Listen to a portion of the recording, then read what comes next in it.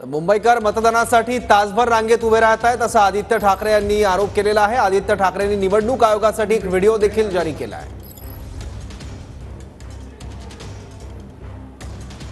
रांगेत उभे आहेत मतदानासाठी, पण प्रश्न हा पडलेला आहे की आज मतदानाला उतरल्यानंतर जे पोलिंग बूथ्स आहेत तिथे सोयीसुविधा फार कमी आहेत। सगळे उन्हात उभे आहेत, एक दोन लोकांना चक्कर देखील आलेली आहे, पाण्याची सोय नाही आहे, पंखे नाहीत, सावलीत कुठेही रांगा उभ्या केल्या नाहीत।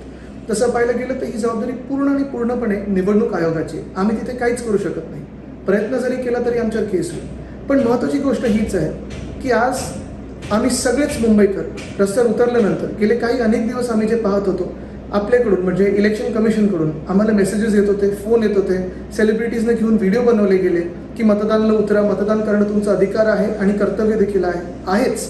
पण आम्ही मतदान करत असताना अनेक ठिकाणी अनेक पोलिंग बूथ्सवर मतदानाचा टक्का खूप कमी होत आहे, कारण लोक रांगेत उभे आहेत। काही ठिकाणी घड्याळ घालायचं की नाही घालायचं, फोन आत न्यायचं की नाही न्यायचं, हे सगळे गोंधळ शेवटच्या मिनिटाला आता येत आहेत। मी निवडणूक आयोगाला हीच विनंती करीन की मतदान नीट झालं पाहिजे, स्मूथ झालं पाहिजे, ह्यासाठी काही तास राहिलेले आहेत। आता आपण